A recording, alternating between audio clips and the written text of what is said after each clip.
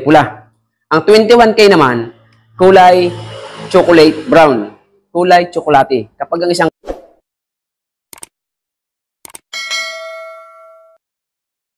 magandang panahon ulit sa inyo mga ka-MT. Salamat at ang aking channel ay inyong sinusuportahan po. Nawa ay tuloy-tuloy niyo po akong suportahan sa aking channel dito sa aking More Than Treasure sapagkat lahat ng aking nalalaman, ultimong kalit-liitan ng nalalaman ko, pagdating po sa alahas, ay ituturo ko po sa inyo. At ang aking po tinuturo sa inyo, ulitin ko po, ito po ay batay lamang sa aking sariling karanasan. Sa loob po ng 14 years kong pag-aalahas, tingin ko pa lang sa alahas, kahit hindi mo hubarin, pintas man yan o singsing, alam ko na po yan kung ginto o hindi. Ganyan po talaga kaming mga bihasa sa alahas, mga lahero.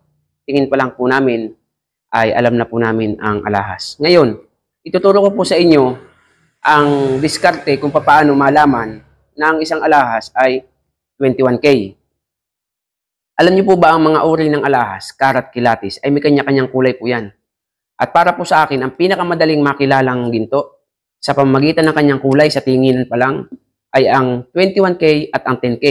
Kasi ang 10K kulay pula. Ang 21K naman, kulay chocolate brown. Kulay tsokolate. Kapag ang isang kwintas, singsing ay kulay tsokolate. Pagbasahin niyo po ang kwintas ko.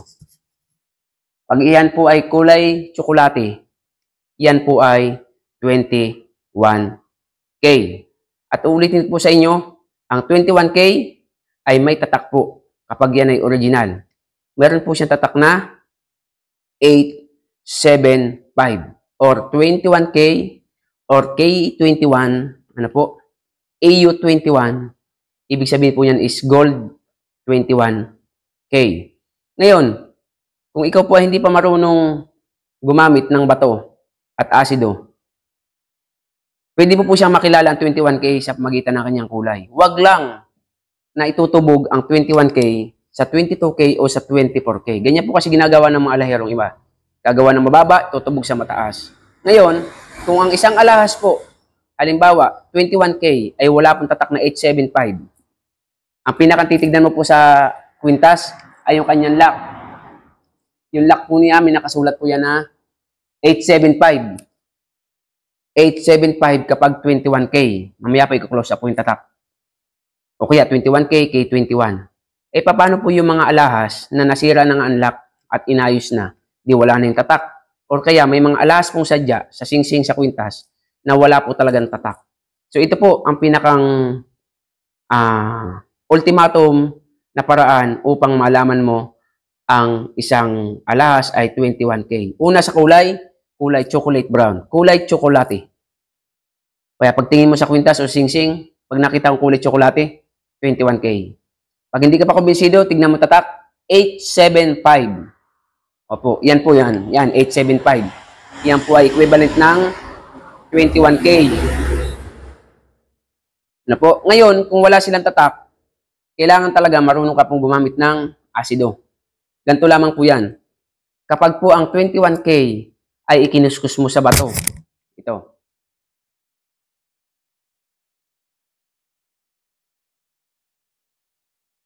Kailangan po ay kulay brown din po siya.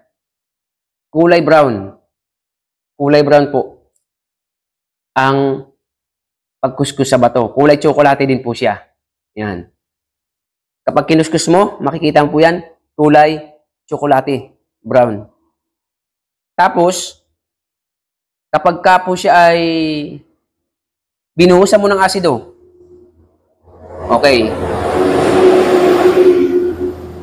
Kapag binuhusan mo po siya ng asido, hindi po mawawala ang kanyang kulay, magiging brown pa din siya.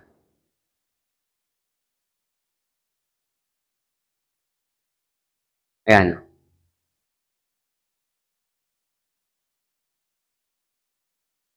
Matapang pa dito ang kanyang pagiging chocolate brown. Ano po?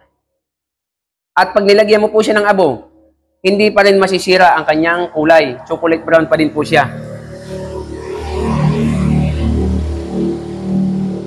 Lagyan po natin ng abo. Okay?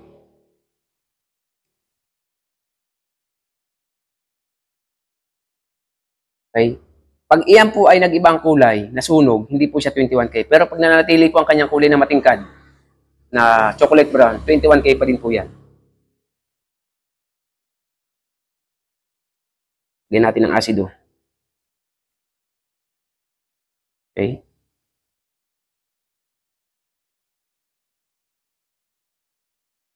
Matapang po kasi.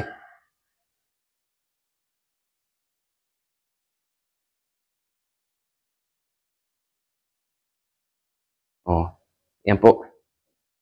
Kita nyo.